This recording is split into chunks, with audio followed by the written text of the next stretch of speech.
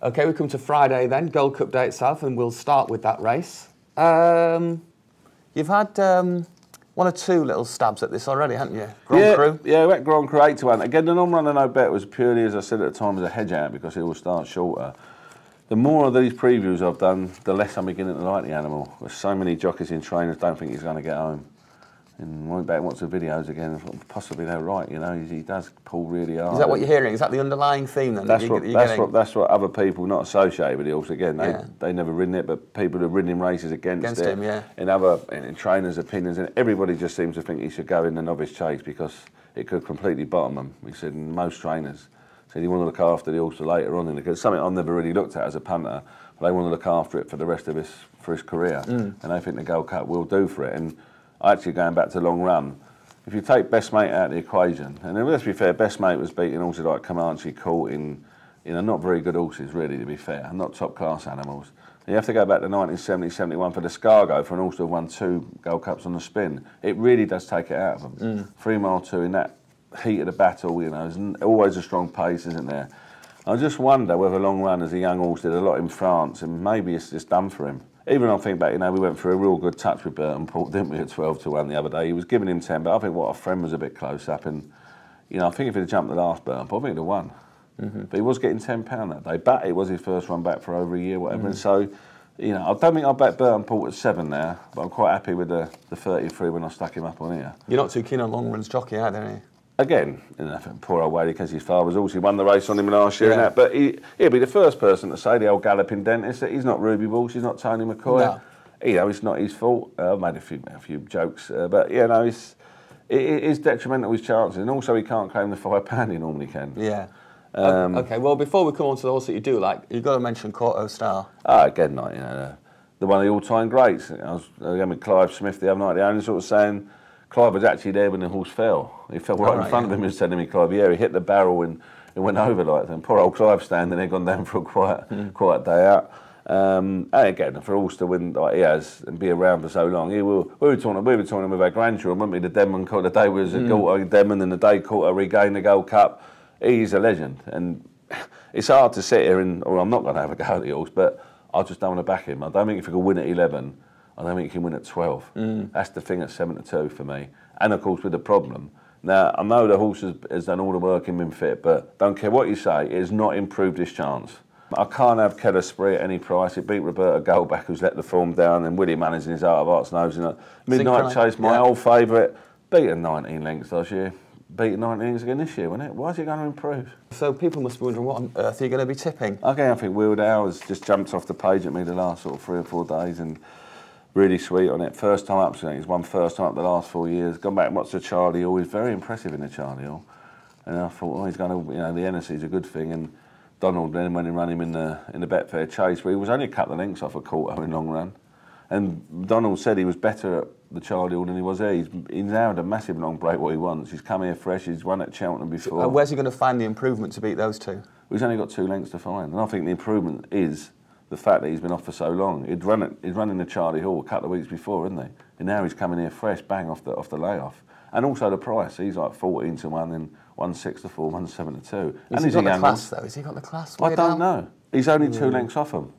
We've always come up with this class thing. We had in the past Cool Ground, Charter Party, Norton's Coin. Sometimes you'll think they're not all going to be kicking Kings and Imperial Calls and horses of that calibre, or Cato Star or Denmans, are they? You're not going to have a real, sometimes you have to, a bit like when Catch It won the Champion Hurdle. God bless Catch It, but probably the worst I've ever seen. A bit like Kayazi in the Derby. Every year you're not going to get to see the Stars or a Galileo. And a lot of people have said to a fair point, you say, has he got the class and that? But he's only got a couple of lengths to find. This is the price. I think he'll start single figures. I think people will latch onto him. Yeah. And if you look at his form, fresh, he really is good. Yeah. And again, Donald McCain said he's absolutely buzzing at him. I think it'd be a 7-8-1 shot. I think people will. I just think people will lack onto the juice that. He's they tend to latch onto one, don't they? You always get one. This is it, exactly. From a war of attrition, it's exactly collapsed. Yeah. And I think this is it. I think it'll be a 7-6 shot on the day. Yeah. A bit like the Burton Port scenario. After we thankfully hopefully we thought he'd run well because he had run well in the RSA and had broken down in the end and he was second. So you could see the line in there, couldn't you? Yeah. Okay. And I think people will look at this and just sort of say, well, if there's any juice left now right now. All the juice has gone out of Burton Pool. All the juice has gone out of Kedesprit, who was 33 before the race. And they're going to say, yeah, this would only got a couple of lengths to find. Yeah. Just a bit of juice and left also, in that he's a relatively young beast, isn't he? Yeah, what is he, 9, is he? He's so lightly raced because he's had these problems, isn't he? He has had few. Ian Williams had a tremendous job with him, like, and I think the miles and Donald was also the owners are in the northwest, and that's why they wanted to run him in the Betfair up there because they're local lads, and I don't think that gap. Obviously, he really does run a long gap between his races now. Okay, well let's crack on, otherwise we'll be here all night. There's a Triumph Hurdle as well on the Friday. Yeah, again I'm back. Grimetti, Alan King, great record in the races, you know. Franchuk, Penzance. Franchuk was beat, was second actually at Celestial Hollow. Who else he won it with? Catchit, of course, didn't he? Walcon was second, wasn't he? He's thereabouts. You know, and I know your first ever anti-post bet, to be fair, you was Grimetti. It was actually Grimetti. Yeah, I hope he gets over this little. I think he'll be all right. I spoke to one of the connections that are very close to the auction, and he said, "Look, if it had been any race apart from Cheltenham, we wouldn't even be talking about it." Yeah. Fair enough. And again, it's come back low. I remember like Locksong when she ran, she was lame every day, and they took her out, come back in a horse box, and didn't stop her running. As long as they got all the work into it, I mean, it's a very experienced horse. I don't think the Irish should win it. They haven't won it since Scott. What about Kings of the Horse? So you say he's got a good record. He's also got bolder success in this as well. I think he's very ground dependent. Oh dear. I think it's very, very hard.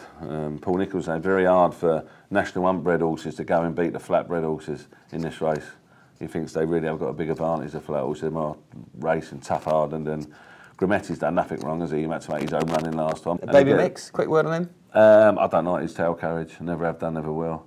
I think Sadler's risk, he couldn't give him away. He'd had a setback in the after his first win. Supposed to run at Cheltenham, was coughing and all that. And I think the form for me is the Pearl Swan, Hollow Tree form at Cheltenham with Grimetti. And I think maybe Wayne Hutchinson went a little bit too soon that day, following Hollow Tree, and Ruby sort of come in, mugged him.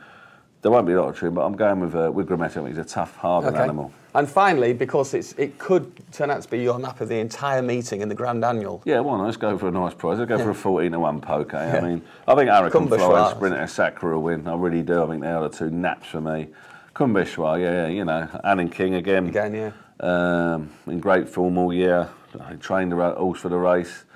Won it a couple of years ago with Oak Crick to get me out of all sorts of trouble, was a novice, and I like the price. I like the way round behind Kid Cassidy last time. Got to have the blinds on. You was at Alan's the other day, weren't you? They like Kumbishwa, they like Kumbishwa. Yeah. Not as much as they like Vendor, though. Again, Vendor, I would have a slight... a friend of mine who watches the French racing all the time said that when it ran in France, it would travel like El Grand Seigneur and then up, and then sometimes just not find what they thought it would find. And we all know about the work it does with all the Grimetti and all the success, and they think it's as good at home. As good as them, yeah. I would have I'm going to put a few in running lays at odds on as when it jumps to last.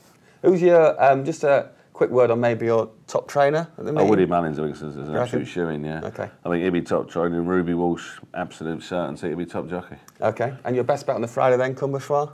Yeah, why not 14-1? Let's have a go, eh? Let's have a crack. Good stuff.